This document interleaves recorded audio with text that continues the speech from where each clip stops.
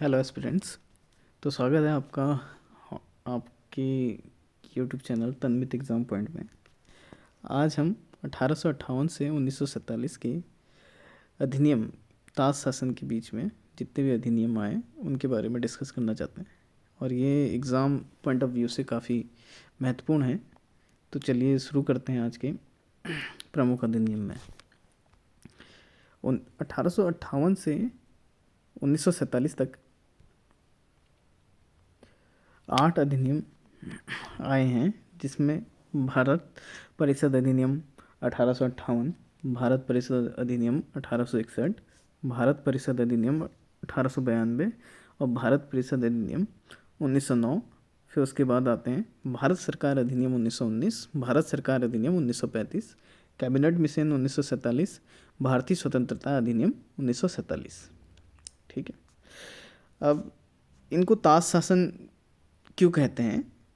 क्योंकि प्रत्यक्ष रूप से भारत पर ब्रिटिश साम्राज्य का नियंत्रण हुआ था, तो इसको ताज शासन कहा जाता है। ठीक है, तो सर्वप्रथम हम भारत शासन परिषद अधिनियम 1858 के बारे में जानते हैं। तो इसमें याद रखने योग्य बात है कि इसमें जो प्रथम वायसराय हैं वो थे लॉर्ड कैनिंग। ठीक है, अब वायसराय होता क्या है? वायसराय ब्रिटिश क्राउन का प्रत्यक्ष प्रतिनिधि होता है, जो ब्रिटिश क्राउन को प्रतिनिधि नेतृत्व करता है। ठीक है, अब इसमें क्या हुआ था, जो कोर्ट ऑफ डायरेक्टर हैं और court of board of control हैं, उनके पद समाप्त कर दिए गए थे और इसके लिए एक नया पद सृजित किया गया था, जिसको राज्य सचिव कहा जाता था, जो पूर्णतः मतलब ब्रिटिश संसद के प्रति उत्तरदायी था। ठीक है, तो इसमें यही लाइन लिखी है, कोर्ट ऑफ डायरेक्टर तथा बोर्ड ऑफ कंट्रोल के पद समाप्त कर दिए तथा उनके अधिकार ब्रिटिश मंत्रिमंडल के एक सदस्य को सौंपा गया, जिसे राज्य सचिव का पद प्रदान किया गया, जो पूर्णतः ब्रिटिश संसद के प्रति उत्तरदायी होता है। ठीक है, अब सेकंड है, इसमें भारत सचिव राज्य सचिव की सहायता के लिए एक 15 सदस्यीय भारतीय परिषद का गठन किया गया, जिसके सदस्य भारतीय सचिव सहित और का वेतन भारतीय राजस्व से दिया जाएगा। ठीक है, इसमें भारत जो राज्य सचिव का पद जो सृजित किया गया था, उसकी सहायता के लिए 15 सदस्यीय भारतीय परिषद का गठन किया गया था, और जिनका पूरा का वेतन भारतीय राजस्व से दिया जाना तय था। ठीक है, और इसमें एक याद रखने योग्य एक और बात है कि रानी जो विक्टोरिया थी, उनकी घोषणा में कहा गया था कि धर्म के आधार पर भेदभाव नहीं होगा, सरकारी नौकरियों में योग्यता मुख्य आधार होगी, और भारतीयों की समृद्धि व सुरक्षा का आश्वासन दिया था। ठीक है, अब ये भारत शासन परिषद अधिनियम 1858 की कुछ महत्वता बताना चाहूँ। इसमें 1857 के विद्रोह के बाद स्थिर प्रशासन स्थापित करने के लिए यह अधिनियम बेहद महत्वपूर्ण था, क्योंकि आपको पता ही है कि 1857 में जो सिपाही विद्रोह हुआ था, तो उससे काफ़ी अस्थिरता फैल चुकी थी। ठीक है, तो अंग्रेज़ी शासन भी, जो ब्रिटिश शासन है, वो डर चुके थे कि यार हम लोग अब इसमें शासन कैसे कर पाएँ। तो इसी कारण बस 1858 में भारत शासन परिषद अधिनियम लाया गया। ठीक है, इसके बाद ब्रिटिश शासन के अधीन चला, भारत जो है वो ब्रिटिश शासन के अधीन चला, और जो 1947 तक चलता रहा।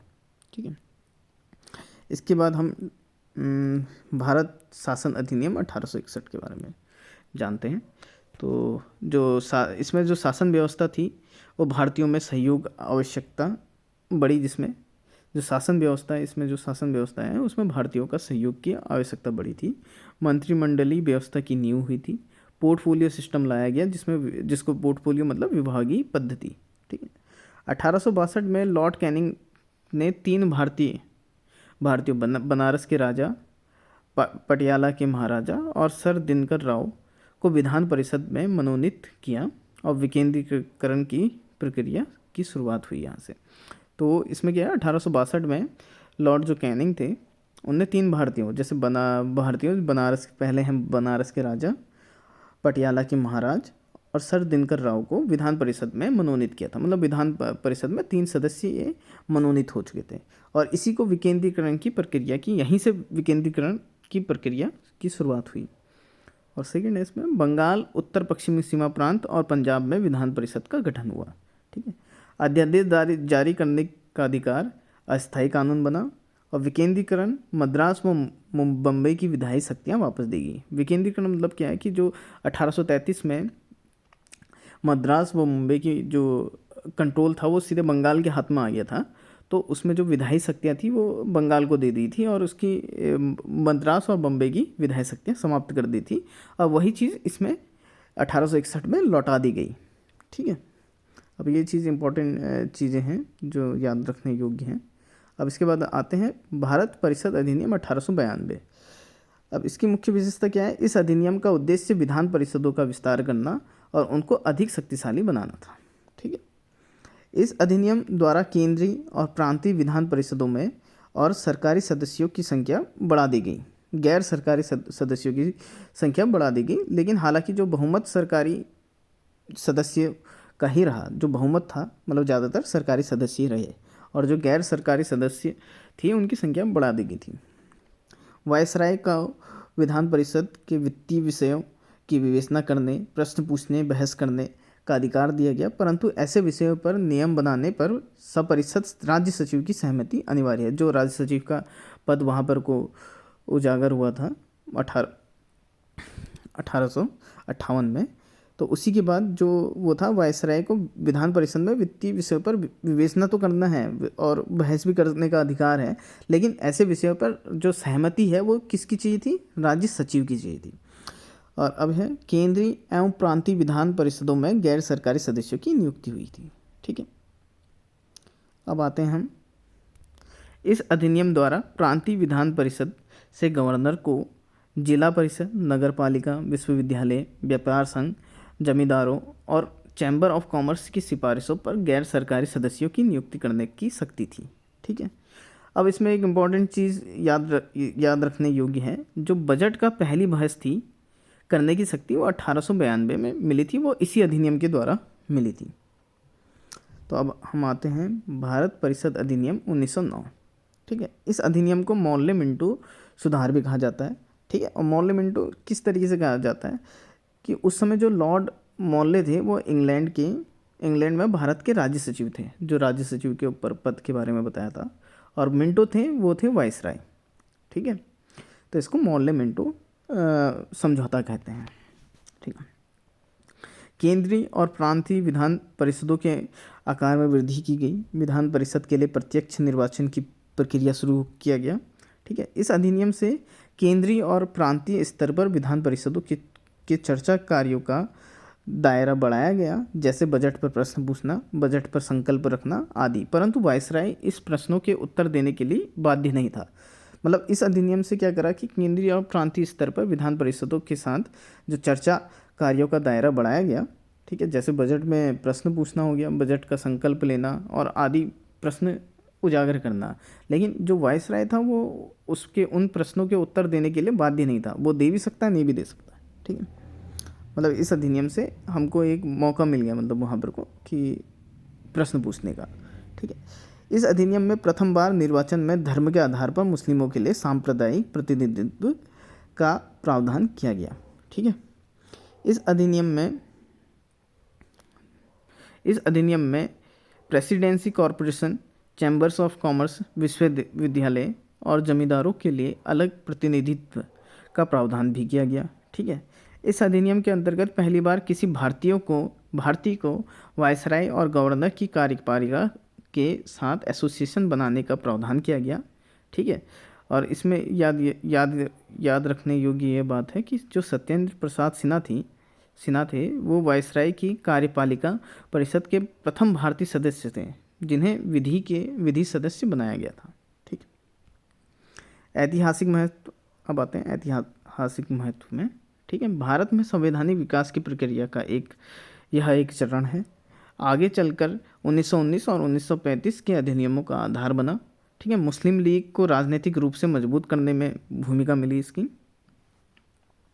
अब परीक्षा की दृष्टि से क्या इंपॉर्टेंट है इसमें? परीक्षाओं में ये क्वेश्चंस पूछे जाते हैं, मतलब जो अक्सर देखे गए हैं। ठीक है। 1919 को क्या कहा जाता है? जैसे मॉर्ले मिंटो सुधार कहा जाता है। सेपरेट इलेक्टोरेट पहली बार आया था, मतलब अब प्रत्यक्ष चुनाव निर्वाचन, ठीक है। और एसपी सिन्हा कौन थे? वो वायसराय की कार्यकारी परिषद के पहले भारतीय सदस्य थे, ठीक है। अब आते हैं भारत सरकार अधिनियम 1919 पे, ठीक है। जैसे मॉर्ले मिंटो थे वैसे मॉन्टेग्यू चेम्सफोर्ड सुधार था। अब मॉन्टेग्यू चेम्सफोर्ड सुधार मतलब जो मॉन्टेग्यू थे वो राज्य सचिव थे और जो चेम्सफोर्ड थे वो वायसराय थे। अब क्या हुआ कि जो प्रथम विश्व युद्ध हुआ था 1914 से 1918 के बाद भारत में स्वशासन की मांग तेज हुई थी, ठीक है। 1917 को मॉन्टेग्यू घोषणा पत्र लाया गया। भारत में उत्तरदायी शासन की क्रमिक स्थापना का वादा किया गया, ठीक है। इसी आधार पर 1919 में का अधिनियम लाया गया था। इसके मुख्य प्रावधान और विशेषताएं क्या हैं? जैसे फर्स्ट है द्वैत शासन डेयार्की प्रांतों में। अब यहाँ से डेयार्की जो हुई वो प्रांतों में विभाजित हो चुकी थी, ठीक है। प्रांतीय विषय को दो भागों में बांटा गया, आरक्षित विषय और हस्तांतरित विषय। आरक्षित मतलब रिजर्व सब्जेक्ट, हस्तांतरित ट्रांसफर सब्जेक्ट। जो आरक्षित विषय हैं वो गवर्नर के नियंत्रण में थे, जो हस्तांतरित सब्जेक्ट थे वो भारतीय मंत्रियों के अधीन थे। अब आरक्षित विषय में क्या क्या आते थे? पुलिस, न्याय, भूमि राजस्व, सिंचाई, जलमार्ग, कारखाना, औद्योगिक विवाद और बंदरगाह एवं सार्वजनिक सेवाएं।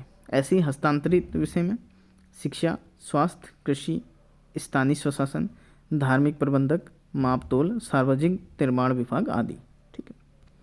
अब आते हैं सेकंड ऑप्शन में, केंद्रीय विधानमंडल द्विसदनीय हो चुका था। ये मतलब ये बहुत इम्पोर्टेंट है। यहीं से क्या हुआ था कि जैसे विधानसभा और राज्य परिषद, विधानसभा तो चल ही रही है लेजिस्लेटिव असेंबली, और यहीं से राज्य परिषद काउंसिल ऑफ स्टेट की भी स्थापना हो गई थी। यह भारत में पहली बार हुआ था। अब है विस्तृत मताधिकार, लिमिटेड फ्रेंचाइजिंग, ठीक है। सीमित संपत्ति, शिक्षा और कर आधारित मताधिकार भी दिया गया। अब है पृथक निर्वाचन मंडल की स्थापना। अब जैसे इससे पहले वाले अधिनियम में मुस्लिमों के लिए पृथक निर्वाचन की स्थापना करी गई थी, ऐसे ही मुस्लिमों के साथ साथ सिख, एंग्लो इंडियन, यूरोपियन, ईसाई के लिए भी पृथक निर्वाचन का विस्तार किया गया, ठीक है। फिफ्थ है सार्वजनिक सेवा आयोग, ठीक है। लोक सेवा पब्लिक सर्विस कमीशन की स्थापना का प्रावधान 1919 में फेडरल पब्लिक सर्विस कमीशन द्वारा बनाया गया, ठीक है। और ऐसी इसको ली आयोग भी कहा जाता है। ली आयोग क्या है? भारत के उच्चायुक्त कार्यालय जो कि लंदन में बनाना था उसको ही ली आयोग कहा जाता है। छठा है, सिक्स्थ है बजट पर भारतीयों की भूमिका बड़ी थी। अब बजट पर चर्चा और मतदान का अधिकार यहीं से मिला था, ठीक है। अब इसका ऐतिहासिक महत्व, भारत में संवैधानिक शासन की दिशा में बड़ा कदम था यह। आगे चलकर 1935 के अधिनियम की भूमिका बनी। असंतोष के कारण असहयोग आंदोलन 1920 की पृष्ठभूमि भी यहीं से तैयार हुई थी। अब है परीक्षा की दृष्टि से महत्वपूर्ण बिंदु क्या है? 1919 को क्या कहा जाता है? मॉन्टेग्यू चेम्सफोर्ड सुधार। और यहाँ से डायरकी केवल प्रांतों में स्थापित हुई थी, मतलब द्विशासन जो है केवल प्रांतों में स्थापित हुआ था। द्विसदनीय विधानमंडल पहली बार आया था, जैसे राज्यसभा और विधानसभा। लोक सेवा आयोग का प्रावधान भी इसी अधिनियम द्वारा आया था। अब कुछ इम्पोर्टेंट चीज़ें हैं जो याद रखने के लिए हैं, ठीक है। वायसराय की कार्यपालिका परिषद के 6 सदस्यों में से कमांडर इन चीफ को छोड़कर 3 सदस्यों का भारतीय होना आवश्यक कर दिया गया था। इस अधिनियम द्वारा सीमित अधिकारों में लोगों को मताधिकार प्रदान किया गया। इस अधिनियम द्वारा केंद्रीय बजट को राज्य बजट से अलग कर दिया गया तथा राज्य विधानसभा को अपना बजट स्वयं बनाने के लिए अधिकृत किया गया, ठीक है। इस अधिनियम के अंतर्गत एक वैधानिक आयोग के गठन का प्रावधान किया गया, जिसे 10 वर्षों के बाद जांच के पश्चात अपनी रिपोर्ट प्रस्तुत करनी थी, ठीक है। यहाँ पर कोई अधिनियम खत्म होता है। अब क्या कुछ चीज़ें हैं जिसके बारे में, जैसे साइमन आयोग और सांप्रदायिक अवार्ड। ये एक चीज़ क्या है? जो सांप्रदायिक अवार्ड है उसमें क्या होता है कि अगस्त 1932 में ब्रिटिश प्रधानमंत्री रैमजे मैकडॉनल्ड ने अल्पसंख्यकों के प्रतिनिधित्व पर एक योजना की घोषणा की, जिसे कम्युनल अवार्ड या सांप्रदायिक अवार्ड के नाम से जाना जाता है, ठीक है। अब होता क्या है कि इसमें जैसे मैं इसको मतलब मोटा मोटा ये बताना चाहता हूँ। जैसे ऊपर अधिनियम में क्या था कि पृथक निर्वाचन विस्तार किया गया ना, प्रथम निर्वाचन के लिए विस्तार किया गया, जैसे मुस्लिमों के लिए, सिखों के लिए, ईसाइयों के लिए, यूरोपियों के लिए और एंग्लो इंडियंस के लिए, ठीक है, अलग निर्वाचन की व्यवस्था का विस्तार किया गया था। वैसे ही अब क्या हुआ कि जो ये सांप्रदायिक अवार्ड है, तो इसके लिए इसमें क्या लिखा था कि दलितों के लिए भी अलग से निर्वाचन किया जाए, ठीक है। अब होता क्या है कि दलितों के लिए अलग निर्वाचन व्यवस्था से गांधी जी बहुत व्यथित हुए और उन्होंने अवार्ड में संशोधन के लिए पुणे की येरवदा जेल में अनशन प्रारंभ कर दिया, ठीक है। अतः अंत में क्या हुआ कि कांग्रेस नेता और दलितों के नेताओं के बीच में एक समझौता हुआ जिसे पूना पैक्ट कहा जाता है, ठीक है। इससे क्या करा गया, इसमें क्या करा गया कि जो दलितों के लिए अलग से निर्वाचन की व्यवस्था का प्रावधान था उसको खारिज कर दिया गया और संयुक्त हिंद निर्वाचन व्यवस्था की नींव रखी गई, बनाए रखा गया, ठीक है। और दलितों के लिए आरक्षित स्थान का प्रावधान किया गया। अब ऐसी उसी बीच में आया था साइमन आयोग, ठीक है। इस आयोग का उद्गम 1919 के अधिनियम से माना जाता है। इस अधिनियम में यह उपबंध था कि भारत शासन अधिनियम 1919 के पारित होने के 10 वर्ष पश्चात तक संवैधानिक आयोग नियुक्त किया जाएगा, जो नए संविधान के अधीन पर भारत की दशा की जांच और उस पर अपना प्रतिवेदन देगा, ठीक है। अब क्या हुआ कि जो उस टाइम पे ब्रिटिश प्रधानमंत्री बॉल्डविन थे, उन्होंने क्या किया, 8 नवंबर 1927 में 2 साल पूर्व, मतलब 8-10 साल पूर्व नहीं हुए थे, 10 साल पूरे नहीं हुए थे, उससे 2 साल पूर्व ही सर जॉन साइमन की अध्यक्षता में एक संवैधानिक आयोग के नियुक्त घोषणा की। आयोग में अध्यक्ष को मिलाकर कुल 7 सदस्य थे और वे सभी ब्रिटिश थे, जिस कारण इसका विरोध किया गया, ठीक है। अब हुआ क्या है कि जो ब्रिटिश प्रधानमंत्री बॉल्डविन थे, उन्होंने 8 नवंबर 1927 में, ठीक है, 2 वर्ष मतलब 10 वर्ष नहीं हुए थे तो 2 वर्ष पूर्व ही अपने एक घोषणा की, ठीक है। उसमें क्या थे कि 7 सदस्य थे और वह सभी ब्रिटिश थे, जिस कारण इसका विरोध किया गया और इसको श्वेत कमीशन भी कहा जाता है, ठीक है। साइमन कमीशन ने 1930 में अपनी रिपोर्ट प्रस्तुत की तथा द्वैत शासन प्रणाली, राज्यों में सरकारों का विस्तार, ब्रिटिश भारत के संघ की स्थापना एवं सांप्रदायिक निर्वाचन व्यवस्था को जारी रखने आदि की सिफारिश की, ठीक, यहाँ तक समझ में आ गया। अब चलते हैं भारत सरकार अधिनियम 1935 में, ठीक है। अब भारत सरकार अधिनियम 1935 को क्या कहा जाता है, पूर्ण उत्तरदायी सरकार, ठीक है। इसकी पृष्ठभूमि है, कहाँ से ये आए हैं, देखिए। अब क्या है कि 1919 से लेकर 1935 के बीच में काफ़ी चीज़ें हुई, जैसे साइमन कमीशन 1927 की रिपोर्ट, गोलमेज सम्मेलन हुए 1930 से 1932 तक, श्वेत पत्र आया था, वाइट पेपर 1933 में, ठीक है। गोलमेज सम्मेलन, 3 गोलमेज सम्मेलन हुए थे, जिसमें तीसरे गोलमेज सम्मेलन में गांधी जी ने पार्ट किया था, मतलब उनने वो अटेंड किया था, ठीक है। इनके आधार पर यह अधिनियम बनाया गया।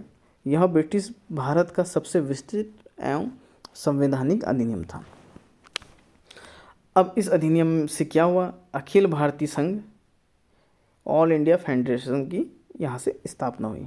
अब इसमें क्या था, ब्रिटिश प्रांत प्लस देसी रियासतें, ठीक है। अखिल भारतीय संघ में क्या कहते हैं, ब्रिटिश प्रांत और देसी रियासतें। लेकिन क्या हुआ कि देसी रियासतों के न जुड़ने से यह संघ कभी लागू नहीं किया गया, ठीक है। मतलब अखिल भारतीय संघ पूरी तरह से लागू नहीं हो पाया, ठीक है। प्रांतीय स्वायत्तता, ठीक है, प्रोविंशियल ऑटोनॉमी, ठीक है। यहाँ से क्या हुआ कि द्वैत शासन समाप्त हो गया, ठीक है। जो द्वैत शासन जो प्रांतों में भी चल रहा था, ठीक है, अब वो पूरी तरह से समाप्त हो गया, जो 1919 में था। अब प्रांतों में मंत्रियों का वास्तविक शक्तियाँ मिली, अब वहाँ मंत्रियाँ कंट्रोल करेंगे, ठीक है। 1937 में प्रांतीय सरकारों का गठन हुआ, ठीक है। अब थर्ड है, इसमें केंद्र में द्वैत शासन का प्रस्ताव हुआ, ठीक है। केंद्र में विषय को 2 भागों में बांटा गया, आरक्षित विषय और हस्तांतरित विषय।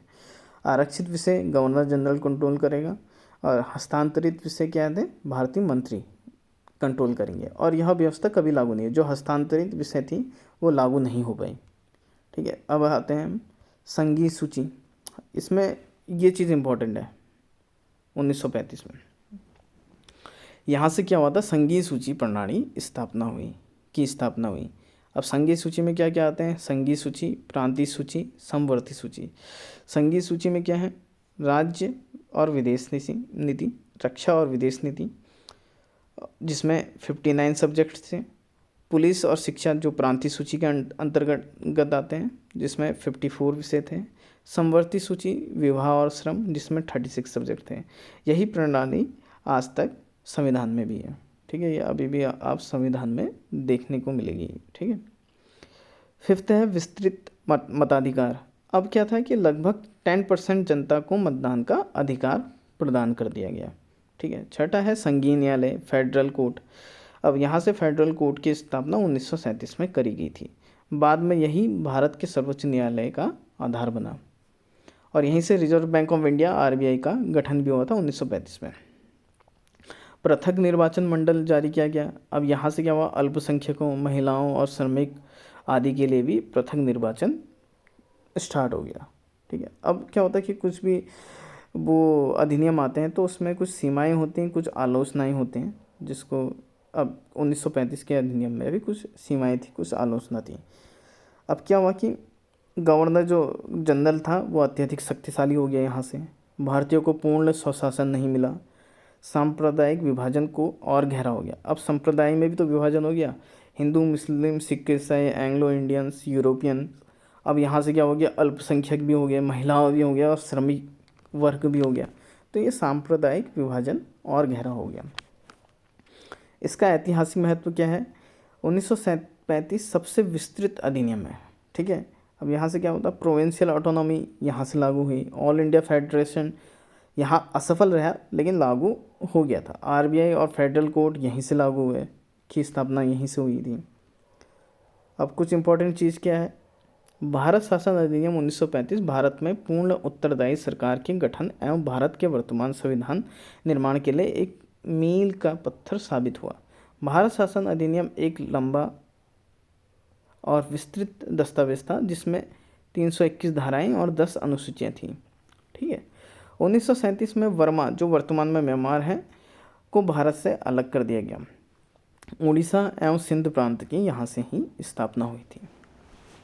अब यहाँ पर कोई एक चार्ट बनाया गया है, ठीक है। इसमें क्या है कि कंपैरिजन किया गया है, ठीक है। 1909, 1919 और 1935 में, ये सब एग्ज़ाम ओरिएंटेड है, ठीक है। यहाँ हमको बिंदु 1919 अधिनियम, 1909 अधिनियम, 1919 अधिनियम और 1935 अधिनियम, ठीक है। अब यहाँ पर क्या है, फर्स्ट अधिनियम का नाम क्या था, भारत परिषद। 1909 को क्या बोला जाता था, मॉले मिंटो सुधार, और 1919 को मॉन्टेग्यू चेम्सफोर्ड सुधार, और 1935 को भारत सरकार अधिनियम 1935।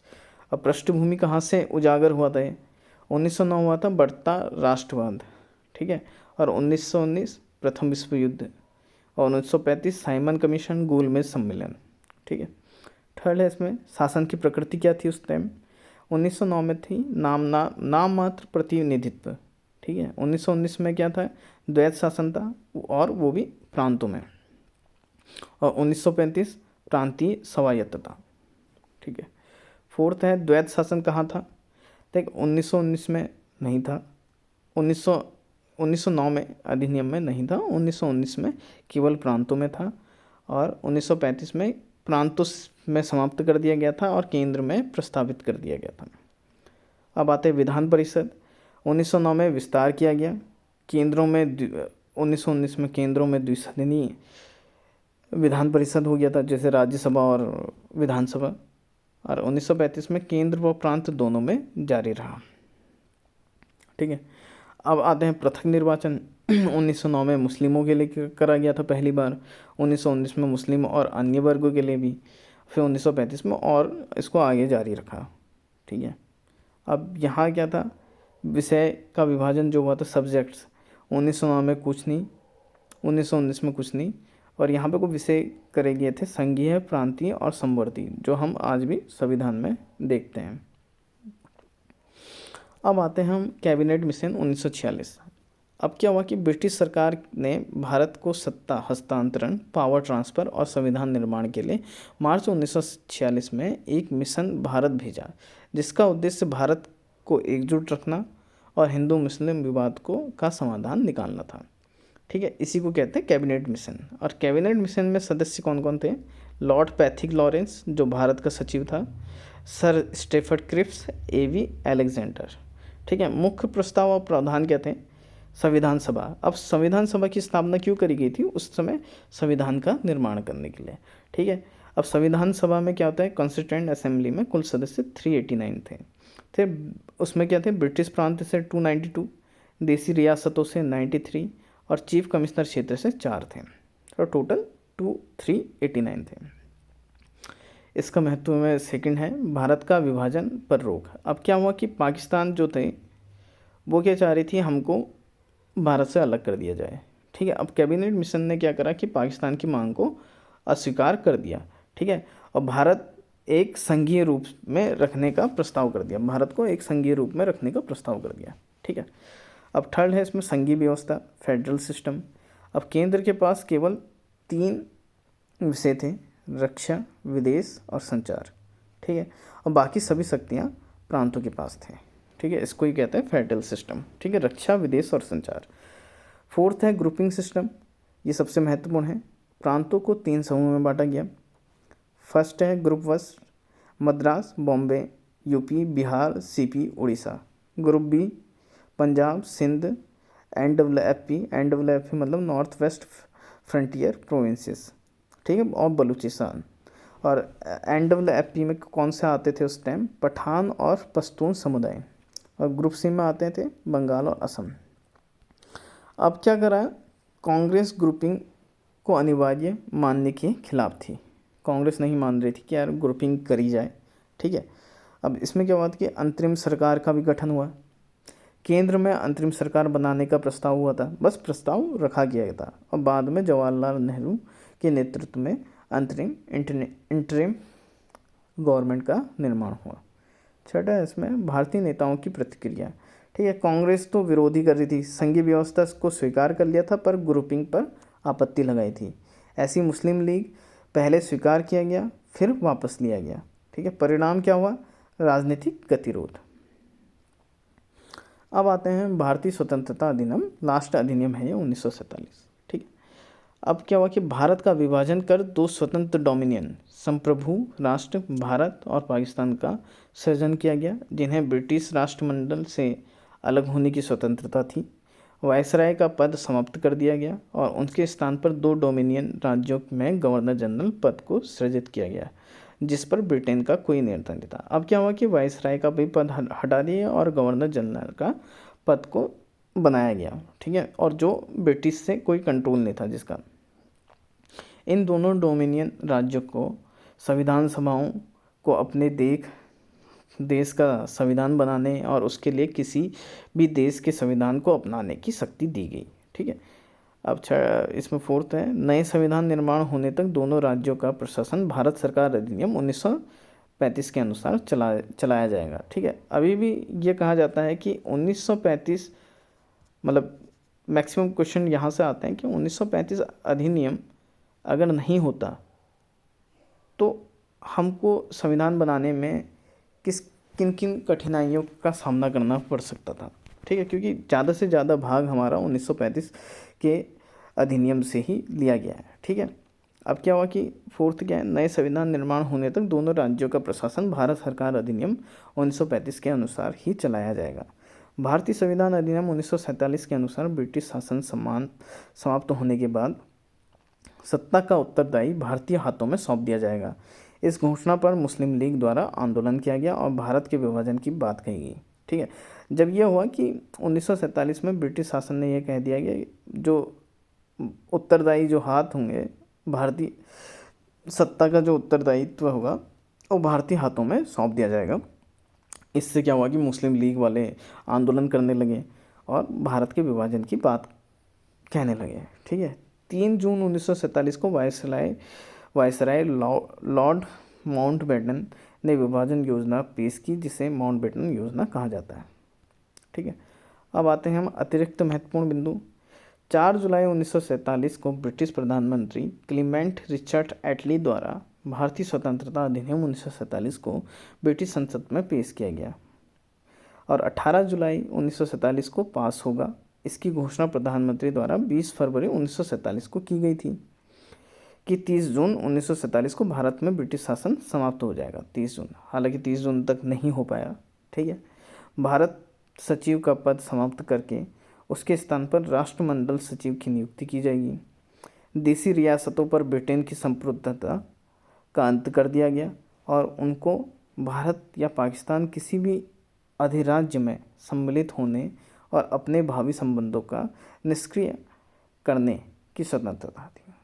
ठीक है, इनमें शाही उपाधि से भारत का सम्राट शब्द समाप्त कर दिया गया। चलिए, अब ये लास्ट था भारत स्वतंत्रता अधिनियम 1947।